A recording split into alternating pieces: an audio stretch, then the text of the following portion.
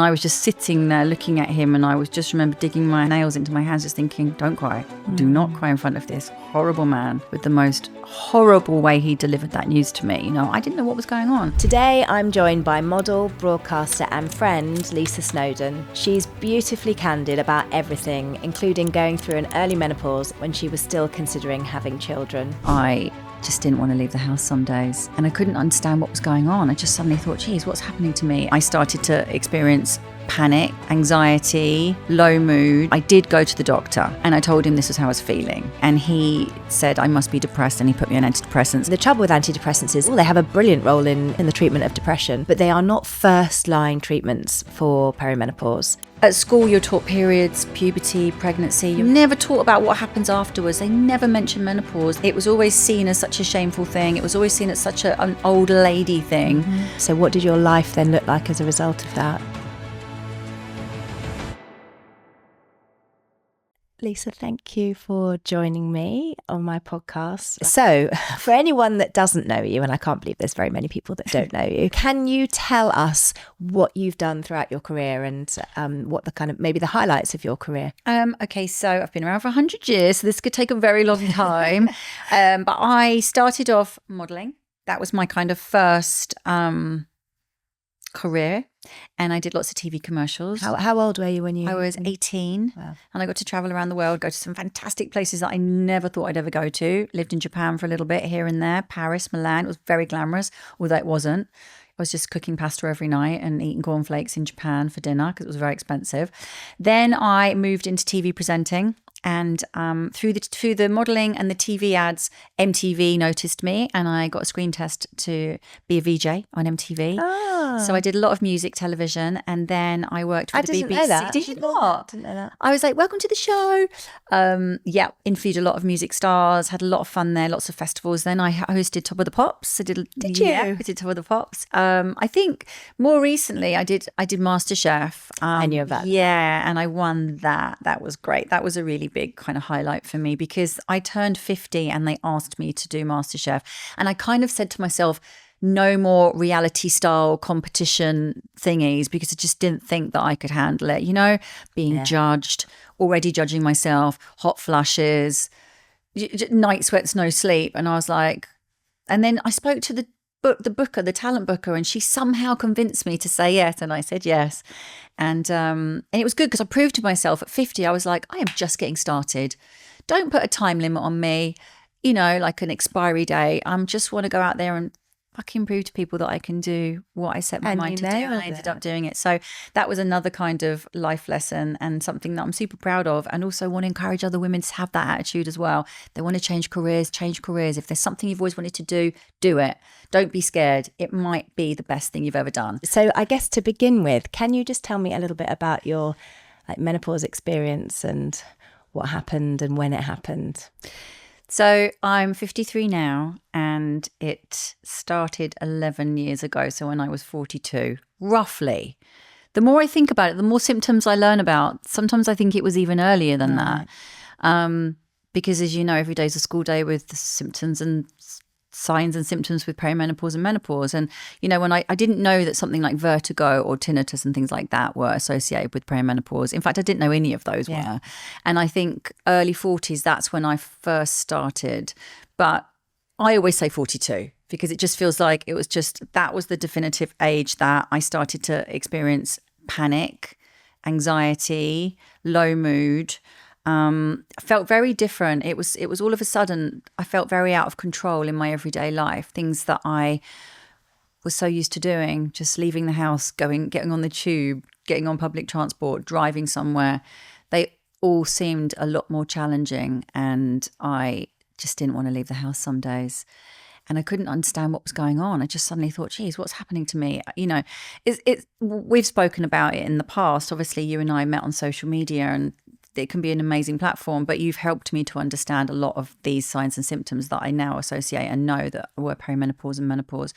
But, you know, that fear of driving somewhere that you have, you know, silly things like that you just think, oh my God, like, why are you overthinking everything? And then I did go to the doctor, and I told him this was how I was feeling. And this was just a normal doctor down the road, my local surgery. And he said I must be depressed, and he put me on antidepressants. I knew I wasn't depressed as that in that traditional depression. I felt there was something else going on. So I did take the pills, and I felt like it was a bit of a cop out, and I was just a bit like frustrated with myself, frustrated with the doctor. I just felt like this wasn't the answer I needed, but I did take them for a very short time. Very short time. Did it make you feel any Not better? really. No. Not really. It didn't really do anything. That's why I just thought these aren't helping. There's something else going on. And George was really instrumental in that too. He was like, I just don't think you're depressed. I think that there's something else going on. The trouble with antidepressants is they have a role. They have a brilliant role in depression, in the treatment of depression, but they are not first line treatments for perimenopause.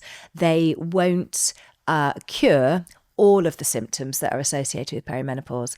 And it's so disheartening to hear that so many women are offered that first when they should be offered HRT as gold standard. And that's something else that we really need to help impress on the medical profession, because they are, especially the generation of doctors that are perhaps a little bit older and practicing now, having been trained in the days that HRT was not used so much, is they're much more comfortable prescribing antidepressants. It's a safe treatment for them, whereas they might still be concerned about the risks of prescribing HRT. And we need to flip that on its head. Because it is still, so many of the older doctors, it's demonized still, from the early 2000s, where they are scared to prescribe it. I don't blame that doctor at all, because back 11 years ago, I went into that doctor's surgery and I broke down in tears. So to him, I looked like a woman who was depressed. So I don't blame him at all. And I also think that there is a place for antidepressants that sits alongside HRT, because sometimes women get so low and so completely at their wit's end that just to balance everything out, you need a little bit of both. And so there's no shame in that at all. No shame in whatever you need. That's a really good point. That is a really good point. So I think it can swing the other way, where people are saying, don't give antidepressants. Antidepressants are the wrong thing. Antidepressants are terrible. They're not. They just, everything has their role, and it's about prescribing the appropriate medication to the right patient. It's just about individualized, appropriate care. And then that sort of, you kind of get a bit of a handle on the panic attacks and the anxiety. And then my periods would change, and they become quite erratic. So rather than that sort of standard 28-day cycle or 23-day cycle. All right, Peanut. Come on, Peanut. All right. Come on in. You never want to be left out, do you? He'll come and see. Come and see. Good boy. I was having periods every few days, or really regularly, and really heavy and really painful. But I still didn't think, this is maybe something called the perimenopause. I did not know what it was. And it kind of we didn't know it was a thing, did we? I didn't know it was a thing. Didn't know it was a word. Wasn't spoken about. I'd seen a documentary with Mariella Frostrop, and I remember her talking about the menopause, but that was something that I thought was going to happen really far into the future. It certainly didn't look like somebody like me who was fit and able, excited about life, didn't have anything to really be down or anxious about. So I just kind of dealt with it by myself for about 6 years. And over those 6 years, the symptoms changed. I started having hot flushes. I started to gain weight. And then every now and then the anxiety would rear its head again. And it would just be like all of these sort of shape-shifting symptoms that happened over those 6 years. And it wasn't until I started seeing this lady who does facial acupuncture. She's brilliant, called Sarah Braddon. And she looks at your tongue. So with Chinese medicine, they look at your tongue and they can see so much by your tongue. So whenever I saw her, she'd be like, show me your tongue. And you have to stick your tongue out and you should lift your tongue up. And it's the way it's moving and the shape of the outline of your tongue and the color of your tongue. Really diagnostic from your tongue. And I'd have to send her photos of my tongue. I'd be like, I'm not feeling great. She'd be like, send me a picture of your tongue. So I had all these weird WhatsApp messages with her where I was just like, tongue pictures, like really weird. I did not know that. I know, it was really strange. And so whenever I saw her for an appointment, she would look at me and she'd be like, you're ovulating, you're about to. And so sure enough, the next day I would bleed, and it would happen so often. And it was her that said to me, I think you're in perimenopause. And I was like, well, what is this that you speak of? And she recommended for me to go and see a private doctor. Went to a private doctor, and he did bloods, he did scans, he looked at my follicles, he wanted to do all of that sort of thing. and it was very expensive, and he didn't have a very good bedside manner. And then he said, well, you have to come back for the results. And I said, do I have to pay for those results to come back? And he was like, yeah, you have to pay for a second appointment. And I was just like, this one's already cost me, like, I have to remortgage my house for the bloods, the scans, and his time. So anyway, I went back to see him, and he said, yep, it's as I thought, you're perimenopausal. You're just going to have to come to the realization that you're getting old, and you're definitely not going to be able to have kids. And I was just sitting there looking at him, and I was just remember digging my hands into my nails into my hands, just thinking, don't cry. Do not cry in front of this horrible man with the most horrible way he delivered that news to me. I didn't know what was going on. So that were you expecting him to say that? No, I had this thing where I thought I was cheating the system. I thought there's something else going on. I look pretty good. There's no way that inside everything's like aging. I'm like, I am fighting the aging. I'm looking after myself, eating well, exercising, all of that sort of stuff. I love my beauty. I'm still doing this. It's like a weird thing. I'm still like digging my nails in. But yeah, so I just thought, nah. And then when he told me, I was like, I felt like I'd been kicked in the stomach. And actually, it's not a bad diagnosis, because at the end of the day, I got some answers, and actually that was the best thing. But it was the way he told me. It was this really like no empathy. He didn't know my history of like, if I wanted to have children, where I was in my relationship. He didn't know any of that, and he didn't consider any of that. So that was really hurtful, I found. Anyway, he gave me some progesterone cream, which I've since learned from a very wise doctor, Dr. Naomi Potter, that and you know what, sometimes I always think it's not one size fits all with hormone replacement therapy. So, at the time, I thought it worked because it was almost placebo. But he didn't mention estrogen once. It was progesterone cream. And I know now that when women are going into perimenopause and menopause, it's the estrogen that we need first and foremost. And that's what's causing these horrible signs and symptoms. And the anxiety, the depression, the weight gain, the cycles, the brain fog, the weight, all of that. So he put me on that, and I sort of did it for a couple of months, and I just wasn't feeling great still. And then another friend said, why don't you go and see my doctor? So I went to see her doctor. Again, a really expensive tests, bloods. He didn't do the scans this time, but then he also suggested progesterone cream. And he said, maybe you can have estrogen, in a few years or something.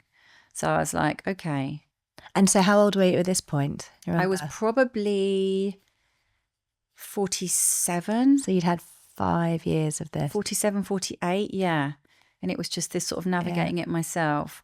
But all my friends were having great time on this progesterone. They were doing lozenges. They were doing this. And I was just like, I need to get on the good stuff. What's the good stuff? I want to feel great. I want to start owning my life again. I want to have energy to work out. I want to lose the weight. So it was a bit challenging. And that's why I wrote my book, because I just wanted women to be able to get the diagnosis and the treatment they need without spending thousands and thousands of pounds, without wasting 6, 7, 8 years of their life. And that's which is almost, worth more, isn't it? So, I mean, 6 years of your life. Yeah. Like the sleepless nights, because then I started having hideous night sweats, heart palpitations. So before you fall asleep, I would get this, sometimes when you're falling asleep and you feel like you're falling off a cliff and you get that feeling. Well, it was like that, but 100 times worse. It was like somebody had a hand around my heart and was just grabbing it. And at those points, I was scared to fall back to sleep because I didn't want it to happen. It was really scary. But then when I did fall asleep, I would wake up drenched in sweat and the bed would just be soaking wet. And then I'd get cold because I'd have to put like a towel down, I'd be shivering, and then I'd need to pee every so I was peeing about 4 or 5 times a night, and I was like, there's so much like sweat. How am I even peeing? I just didn't understand where this liquid was coming from. So that was really fun, really fun. And when your sleep's impacted, everything else is so much worse. Yeah. You just can't function. So how did that not have a knock-on effect on your life? So what did your life then look like as a result of that? Well, I was very angry with George. I had a really short temper. I was trying. And just for people who don't know, George is my fiance, my lovely fiance, and we got back together. We've known each other a very long time, but we reunited. We kind of reunited. We kind of got reintroduced and started our relationship properly exactly at the time I was in my perimenopause, 42 years old. So poor George, he had to like, if anyone can handle it, deal George with can handle it. like warts and all. He was just like, Jesus, he must have thought like, this girl has changed. Haven't seen her for 15 years. And I was like, But imagine what it would have been like had it not been, had it not been George. I know. And, I'm really lucky that I've got that support from him, and I had that support, and he's never judged me, never made it about himself, was just so understanding, just wanted to just be there for me. Didn't try and fix it either, because some men just like want to say the right thing, and some, they can't in that situation. You're super irrational. Stay away, don't try and fix it. So he had no understanding of what was going on. If you had no understanding of what was going on. And I'm a little bit older than him as well, so he certainly hadn't had any relationships with women who were going through the perimenopause. And yeah, if I was able to communicate to him, I think it's my hormones. I think, I'm really sorry, this is just a little blip. Help me to get some help, and we'll be back on our way, kind of thing. Then that would have been amazing. But it was still amazing because he was there to hold my hand the whole way through. But I guess there was no end in sight because you didn't know what it was. I didn't know what it was. And I think the no sleep made me have more brain fog, made me less confident in myself, in day-to-day situations, in work situations. I felt like I didn't want to work a lot of the time. When my agent would call and say, we've got this job, I would immediately think, I can't do it. I just can't do it. I don't want to stand in front of a room of people and have to give a presentation or speak in front of all my peers at like a big swanky event. I was just, and I did say yes to a few things, and I lost sleep for about 6 months over worrying about how I was going to perform. So yeah, it impacts your confidence. You start looking not like yourself anymore. Your face changes, your body changes, your energy changes, and you just, you don't recognize yourself anymore. It's kind of like when I used to get my period and I used to look in the mirror, that there was that sort of moment when you were really puffy and nothing that you put on, you've really out of body experience where you're trying all your clothes on and you're going to meet some friends and you're like, nothing works. Yeah. It was like that, but all the time. I remember you telling me once about having to give a presentation. You talked about a specific presentation that you worried about. Yeah. Just tell me a bit more about that. Tell us a bit more about that. Do you remember?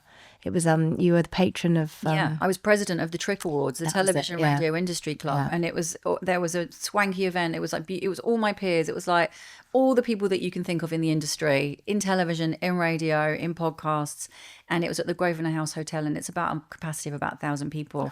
And I was president, so I had to not only host the awards, but then also host the Christmas event as well. And then they said to me after I'd done both events, we'd like you to stay on for another year. So I ended up being president for 2 years, which meant 4 events, which meant I was just for 2 years, I just didn't sleep. I was like, I've got to stand up on stage. And yeah, it was horrible. Did you do it? I did it. And in my head, I did it badly, because then, of course, you pick holes in yourself afterwards and you're like, did I say this right? Did I pronounce the name right? The brain fog takes over, and sometimes you're just like, it's like it's like you're wading in sludge, and like one foot in front of the other becomes such a mission. So yeah, I did say yes, and I'm proud that I did it. And after I came off stage, I was always really happy, but it was the lead up to it was just absolutely hideous. So it would just take weeks out of your life with worry. Months out of my life, months, literally. I was just like, why am I doing this to myself? And I was like, I'll just pretend I'm sick. I just pretend I've got the flu. I've got a terrible stomach bug, and I was like, I can't do that. I can't let people down. Oh. Yeah, so it definitely impacts your confidence in a way that you just think you're not able to continue doing the job that you've been doing for years. And live TV as well. Doing live TV, having brain fog, thinking like, what is the presenter's name? I've worked with them for 3, 4, 5 years. I don't know what their name is. Just looking at them. And did you have any moments where you did forget? Yeah. What happened? I just had to wing it. Just have to wing it. And then there were times when my mouth went really dry because I was panicking about like brain fog. Yeah, there was all sorts of weird and wonderful signs and like symptoms that were sort of throwing. And I guess there is a genuine concern that if you cannot, if you can't do your job well, you then can't work. And how do you make a living? Yeah, I know. And then that's worrying pressure in itself, and that feeds into that cycle. Yeah, we've all got that pressure that we need an income. So it's yeah, it was just a lot of pressure, a lot of sleepless nights, a lot of sweaty nights, a lot of frustration. Next day, kind of medicating myself with extra coffee, which then made me really jittery and anxious, which is terrible idea. Any women going through perimenopause, stay away from the caffeine. I know you think you need it, but you really don't. There's other ways. It's like, I've learned loads of different sort of coping mechanisms now, like breath work and things like that can really help to calm you down but energize you at the same time, so you're thinking more clearly, whereas caffeine just spun me out. It was like that ball, when you're working on your computer and it just stops and it's just spinning and you're like you can't do anything. So I drink coffee, I drink a lot of wine in the evening, so I got through the day. I was like, yes, I've made it through the day. Then I drink. But also, you go through that cycle where you have to wind down from the coffee, don't you? It's like, well, you just keep balancing each of the effects of each out at each end of the day. Yeah. It was. But that's what I needed. Is what I needed to get by. It's what so many women do need. Or anybody who's experiencing menopause. It's like just part and parcel of that. You're like on a hamster wheel, and you're just getting through the week. So you talked about having to turn work down because of menopause. So have you thought about the financial implication? I mean, you must have thought about the financial implications of menopause, but have you kind of like calculated? Worked it all out. You worked out what menopause has cost you? I do you know what? I haven't, because it's too scary a thought. I didn't even calculate the appointments and going back for the appointments and the blood tests and all of that, but it was thousands in that for doctor's appointments. Throwing money at stuff that you think is going to work, like this special menopause supplement, taking all of the sage and all of this. And, there are some herbals that can work, I feel. But yeah, it was a lot. It was a lot of work that I turned down. I can't even begin to calculate what that cost me. And then all of the doctor's appointments. Do you, in terms of like percentage full time, like if you were to work a full time week like now, how much less work were you able to do when you were kind of at your? Well, I still tried to do as much as I could. But there were certain jobs that I was just like, there's a flat no, it's just too much stress. It's so yeah, I guess I turned down perhaps about 40% over a few years here and there, where I just didn't think that my brain could handle it. I just knew that I would do a terrible job. That was my overall kind of feeling. And I was like, I'm just going to bow out of that. Gosh, but that just illustrates the impact, doesn't it? Absolutely. The fact that you have described losing kind of 6 or 7 years of your life and potentially 40% of your income, illustrates how devastating the perimenopause can be for some women, and the importance of accessing help that makes a difference at that early stage, rather than some women just don't have especially back in the day where nobody was even talking about it. It was practically impossible for you to be able to navigate the system in order to access the help that you needed at the time. But it just shows how important it is for women to understand themselves, what's going on. Absolutely. And then being able to empower themselves to getting the help at that right time, rather than leaving it till... If I would have met you like 5-6 years earlier, could have saved myself so much money, so much stress, on my body, on my mind. I just would have been happier and sorted so much sooner. And it's why we need to really impress upon the medical system that women are not ever too young, and there is no too young to start HRT if a woman needs it, rather than leaving it till things get too bad, or waiting for periods to stop, or those are the kind of biggest examples that it's just so important for young women particularly to start treatment when they need it. So what changed? How did you kind of... I met you on social media. That wasn't a loaded question, by the way. You just set it right up. I met you, which on social media. I don't know how we met. I was just being asked earlier. I can't. I think you hashtagged hot flush. Really? And I think that was back in the day where I was trying to learn out how Instagram works. You still don't know. I still don't really know. But I think I must have been like following hashtag hot flush. So I think you sent me and I think I messaged you. You slid into my DMs. Oh no.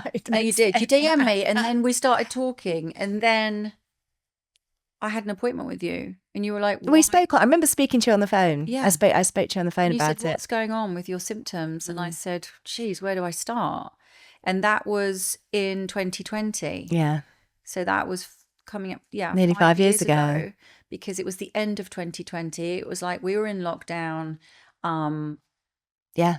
And it was about October 2020. It was. And that was when my life just changed, because I met you. I spoke to you. I know. It sounds like really but honestly, I've said this loads of times to lots of people, and I wrote about you in my book, and it's like you totally saw me in a different light and saw what I needed. And you were amazed that I wasn't on estrogen. Well, I remember that. I remember asking you that. Why are you not on estrogen? I was like, what is this? And then we had a consultation, did the prescription. I got the estrogen, and I was still having raging hot flushes. I remember just literally somebody feels like they've lit your feet on fire and you're just burning. Wow. But then within about 2 weeks, 3 weeks, they started to subside a little bit. And you just explained it all so clearly. You were just like, why are you not on estrogen? I was like, I don't know. I have no idea. But it is quite a simple concept, isn't it? I mean, if you lack a hormone like you do in perimenopause and menopause, then replacing that hormone can then just take away those symptoms. Yeah. Often it's really quite. It's really simple, and I'm really lucky that I can take it and that I want to take it. I know so many women who have a consultation and then they just sit on the prescription for ages and they don't want to take it. And then I also know that there's two different camps. So the camp that I was seeing was the bioidentical hormones. Yeah. So that was the progesterone cream transdermally through the skin, the lozenges, all this sort of stuff. Whereas the body identical, which is what you prescribe and a lot of NHS doctors and menopause specialists also do.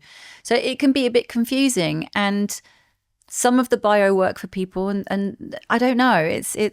I think it's possibly even more confusing now, isn't it? Because back in the day, when people weren't really talking about it at all, there was limited information, but you could find pretty much all the information that there was. Whereas now, there is so much information. Like literally every day there's a menopause headline. Yeah, or a menopause. Yeah, so I don't know how it's hard to work out what you need. Too much information can be confusing and quite toxic. Yeah.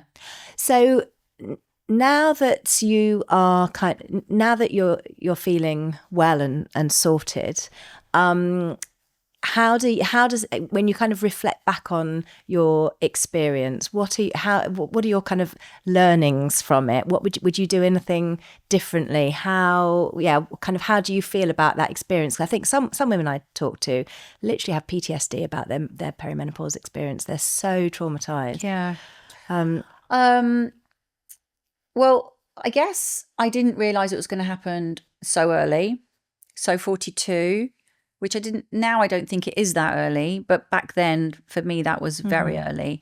And I think a lot of doctors would say that is early. If you go into the doctor's surgery and you sort of say, I'm having these symptoms, it could be my hormones. They kind of dismiss you, I think, unless you're 45 and over. Or even older. Yeah. And I just think it wasn't a word that I knew about. At school, you're taught periods, puberty, pregnancy. You're never taught about what happens afterwards. They never mention menopause. They don't give you any tools in order to recognize the changes. It was always seen as such a shameful thing. It was always seen as such an old lady thing. So, now looking back, it's like if I'd have known what was happening, I would have been able to make the changes. I would have been able to understand firstly what was happening to me, because that was really frightening. And I think a lot of women are really frightened because you feel alone, you feel confused, you feel panicked, anxious, and you don't feel like yourself. So if I'd have known what was happening, I could have then gone to the doctor and be like, this is what is happening. I've got 5 of these symptoms. Let's look into this. It must be perimenopause. And then I just would have been able to look after myself better. I would have been able to introduced the breath work more quickly, and the sleep hygiene. And when I mean sleep hygiene, I mean my little hacks that I do now to help me sleep, and I still do them. What are your little hacks, Lisa? I've got my pillow sprays, I've got my dark room, I've got off my phone an hour before bed, I've got my melatonin, my magnesium, my favorite TP. I'm like literally like, you should describe your bedside table. Well, it's full of pills. I just did. And beauty products. So yeah, sleep mask, earplugs, the whole shebang. They are my non-negotiables, and they come with me everywhere whenever I'm traveling. So I've even got George on them all, except for he doesn't need eye masks or earplugs, but he snores, so I do need them. So I think you've mentioned that you feel better in your 50s. Yes. Than bloody hell, you way better. You ever have? Well, I think so. I think physically some days are not so, you're like a little few aches and pains. But I feel 1,000% better, even though that's not a percent, 100% better than I did in my 40s. Yeah. Absolutely. 100, just because I was just going through such a horrible time, a very confusing, lonely time.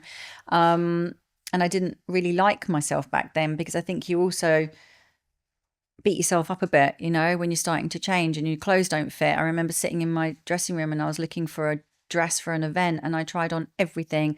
Nothing fitted me, and there were just piles of clothes, and I was just like crying in the middle of the floor. George was like, "What's wrong?" And I was just like, "Nothing fits me." And it's like, I know that seems really superficial almost, but I was just like, what is going on? But presumably you've got to go and get on stage and actually, I've got to do things. I've got to go on TV. But it doesn't matter what you do. If you're going to an office and you're giving a presentation, even if you're just leaving the house, you want your clothes to fit you regardless of the profession that you're in. And it's just like when none of your jeans fit. All my boots still fitted me, and my earrings, but it was clothes were just like, and so I just threw everything away, which I've had a big regret since, because I've managed to lose some of the weight. But yeah, it just impacts everything really.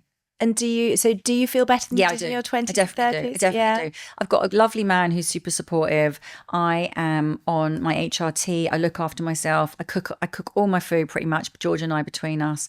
I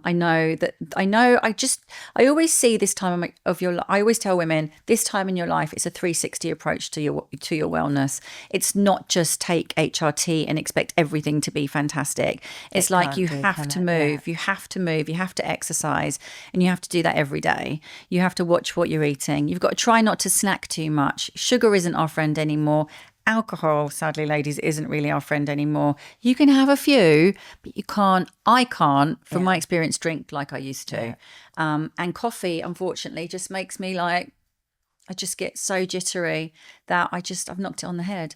It's a drug. I mean, do you know what? I stopped having coffee, and the headaches were insane. When you stopped? When I stopped. From withdrawal. Yeah. Nobody tells you that. It is like a drug. And I'm seeing everybody walking down the street with their Have I not told you that before? No. Maybe you have. I just thought, whatever. Like, you're like, booze is a drug, alcohol's a drug. But sorry, that's the same thing. Booze and coffee. Coffee is like, it gets you and I love the association of a coffee. I love like coffee shops. I love having it after lunch or dinner. So it's, I've just knocked it on the head. And I'm better for it. I sleep better, and I'm not so anxious and jittery, because that does still flare up if I do the wrong things.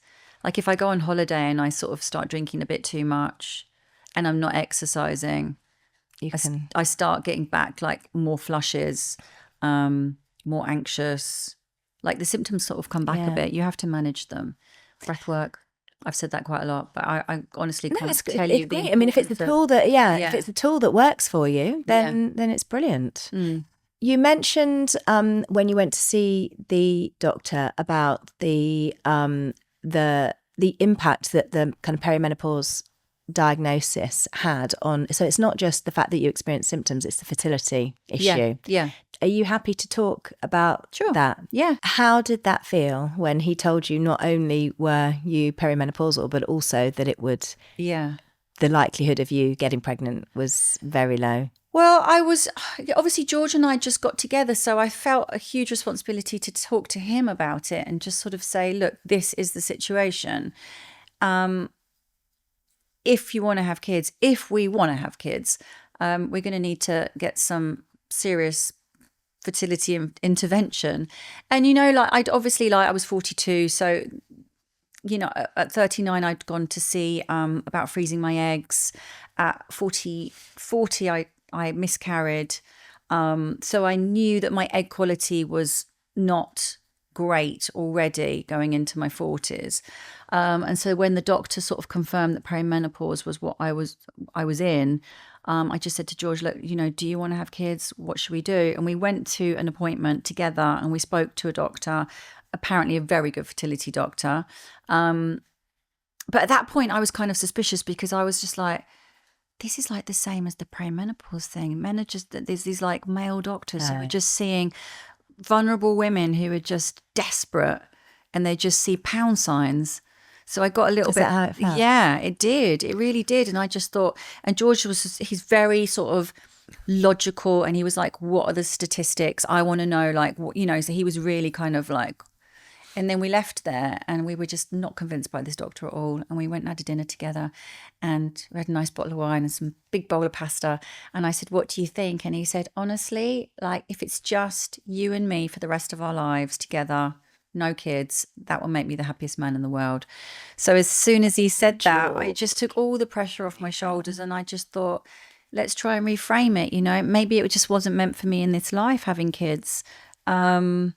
And then, of course, people were like, but you could adopt and you could do. And it was just like we had made that decision together and it felt just drawing a line underneath it. But how did you feel? So did people, like, did external people give opinions? Always.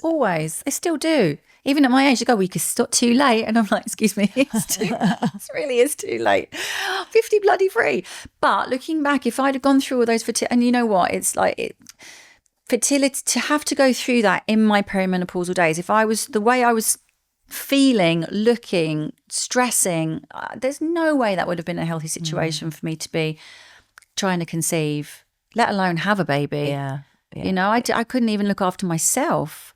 So I feel like the universe just had a different plan for me and I just sort of had to reframe it. But yeah, that hasn't stopped the industry, people, like pressure from everybody sort of saying to me, why didn't you have kids? Will you have kids? Why didn't you know, it's just like, it's really weird. And people really you know, they don't understand that it is a sensitive subject and people just assume that it's really easy to get pregnant. I know.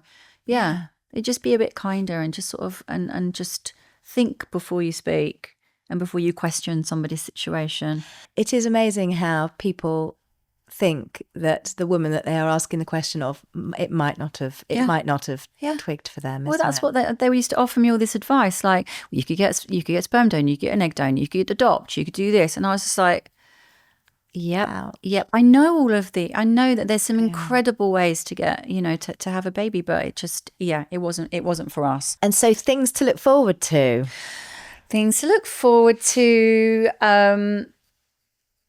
Just having a lovely time with George. Travel is like high on my list, and obviously because I don't have kids, I can do that. So there are some definite, and not outside of school holidays. You know, I can do it at times where it's not really expensive, so I can pick and choose my times. But yeah, I really just feel so much better in myself in my 50s. I kind of got to this place of self-acceptance. Like you don't look the same way as you do when you're 25, and you don't feel the same way as you do when you're 25. But it's nice to have that kind of, you be able to reflect on what you've done. You know, live with some of the little saggy wobbly bits, and I can't see too many of them. Very exciting jeans today, darling. I'm snug as a bug in these. But yeah, you just kind of like look forward to the future and cherish the people that you have around you, and stop sort of looking at the silly, insignificant things, and just really think about life in a way that, you know, I'm really lucky to be here. I have my health every day when I wake up and I feel good, and I wake up next to George. We're just like, it sounds really cheesy, but we're like, morning, baby. And it's just like, it's a positive, you know. I look forward to weekends. I love that time, that precious time at home. I love being out in nature. I love looking after myself. And yeah. And what I also like is really helping women and spreading the word and just giving them that encouragement that and a lot of younger girls are starting to panic about perimenopause now. We've spoken about this before because there's so much information that wasn't there when we were younger, you know. And I always say, be prepared. not scared. It's like, just understand what could be happening. Start like listening to your body. Start writing little lists down. You're like, are there foods that your stomach doesn't like anymore? Does your body feel bloated? Do you get a headache more? What's your cycle doing? It's like, just be more aware of what the changes are happening. Don't panic. Just keep a handle on that. Because that's the fear when there's so much information, like you were saying earlier with the HRT, there's just so much coming at us from every angle that you're kind of overwhelmed. And I think it can completely impact the life that you're living if you're going to be worrying about it too much. Do you think they are? You think women are worrying? I think they are. I think they absolutely are. But what I like to talk about is the fact that perimenopause does seem quite scary and daunting, but when you get a handle on it and you know what it is that's happening to you, and you know the things that you can do to help yourself, the next phase of your life is even better. It's like you say goodbye to the kind of old you, and you have this sort of like reincarnation, this kind of rebirth. It's like you're reborn out of the chrysalis, and it's like this new version of yourself. And what I try and do is care less about what people think, do the things that scare me, do the things that are on my bucket list is way too negative, but on that list of things to do, and just embrace life, because it's fucking short. And the last 50 odd years have gone really quickly. And I know, do I have 50 more? I really hope so, but they're going to go really quickly. So see this as a positive. Don't see it as the end of your life. See it as the beginning of a beautiful new life. Aww. Just looking slightly different. Looking even better. Looking even better. Yeah. So one of the reasons I wanted to make this podcast was to connect the community together. So we've had some questions sent in by some of the audience. Are you happy to? Yeah, absolutely. Fire away.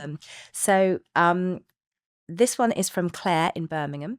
And she says, I'm 41 years old, but my partner and I have been trying for a baby for the last 3 years with no luck, but no obvious medical reason either.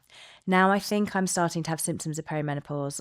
I'm sweaty at night. My cycle is all over the place. I'm quite emotional and forgetful all the time.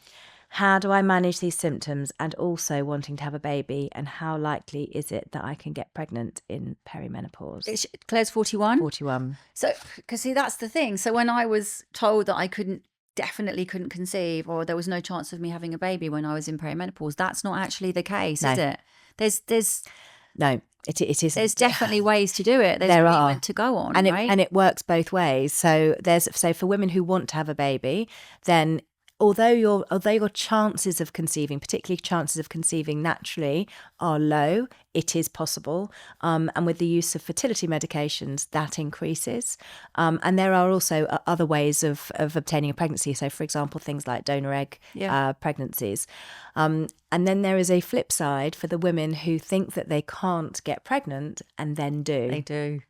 And we see that not uncommonly, and it can be equally devastating. Yeah. So unexpected pregnancy in your 50s. Yeah. Late 40s. And 40s. So what do you suggest that Claire does then? So for a 41-year-old, if you're experiencing perimenopausal symptoms, you need to see a doctor, because if you are perimenopausal, so firstly you need to exclude other causes, but secondly you need HRT, and by using HRT you are going to be you automatically boost your chances of getting pregnant, as long as that you're put on the right type of HRT, which is then you'll get your body periods identical, working again, cyclical preparation. Yeah. Okay. So it is really important. This is not something to sit out. Yeah. See, that's what's so important, because it was just seen like, nope, that's it, end of fertility life for you. And that's why it was so shocking. I felt like I'd been winded, but it's not. It's not necessarily. Need to understand that there are still ways. So, and there's ways of delivering information. Definitely ways of delivering information. So this one is from Becky in Southport, who asks, what can I do about my disappearing sex drive? It's so far gone that I actually don't feel like I want to do anything about it. I'd rather just read a book at this point. But a part of me wants the old me back. And a bigger part of me feels like I'm letting my partner down when they want to be intimate and I just have absolutely no interest. I'm worrying it's bringing tension to us and making him feel like I don't fancy him, which I do. I just don't really want to do anything about it, which doesn't feel good. I don't want to be resorting to Viagra for women, but is there anything I can do? Oh, so tricky. There's so much pressure. It kind of sounds like me. I still am looking for my libido. It's definitely, and I'm on testosterone. That's one thing that doctors suggest to go on is testosterone to help boost your libido. But it does a little bit perhaps, but it's not. Yeah, we have to talk about your testosterone and your testosterone levels, and your testosterone it's levels. so much for a woman to feel aroused. It's like a confidence thing. It's like, you know, when you in your perimenopause, sometimes that you don't want to look at your body. It's changing so much. You haven't slept. You're knackered. The last thing you want to do is like start getting dressed up and like having a wild sex session, you know. It's like it takes a lot of effort. Sometimes you just want to spoon and go to sleep. So it is a really tricky one. I recognize so much of myself in that message. I really do. So libido is so multifactorial. It's not, I mean, it's not just about hormones. Part of it is about hormones, and it's about, well, the hormones that we know about. It's not, we don't even, I'm sure there's hormones that we don't know about, but, you know, the estrogen, it's important that you're estrogenized, both for desire, but also for functionality. Like if you are low in estrogen, then your vagina and your vulva are not going to behave accordingly. Oh, and it can hurt. And then you just get traumatized from it. And then you get a urinary tract infection. And then you're on antibiotics, and then you get thrush, and then it's fun, really fun. I'd rather not have sex, thank you. And I think that's what happens, isn't it? Yeah, and I know I'm laughing, but it is a serious subject. And, you know, when you want that intimacy in a relationship, you know, it's something that needs to be spoken about. So I suggest she does speak to her partner first and foremost and explain what's kind of happening now. And that's an intimacy in itself, is that communication. Definitely. But when you have like multiple experiences that are negative or that result in like pain or trauma or discomfort, or, you know, even just like not a great experience, you then don't want to go back to it. Yeah. And the same with testosterone. So if you have a low testosterone and you replace it, it can definitely improve libido and improve sexual function. But it doesn't always. And it can be a real journey kind of finding those levels that may help, but it may not. It may not. And then you have to look at other factors. So, you know, who else is in the home with you? If you've got 5 teenagers or, you know, small children, lots of stress, work stress, money stress, all those sort of things play a part in how we're feeling. And if we want to, you know, actually, how long you've been in a relationship, whether you know, you've just literally have just, you know, you've same thing every week for 20 years isn't going to be as exciting as something that is new. And we have data to support that. There's a really good book called Mind the Gap by a doctor called Karen Gurney that is very, very explains libido in its like complete whole form, that can be very useful for women who are experiencing low libido. They want their libido back. So some women lose their libido and they're not interested. They don't want it back, and that's also fine.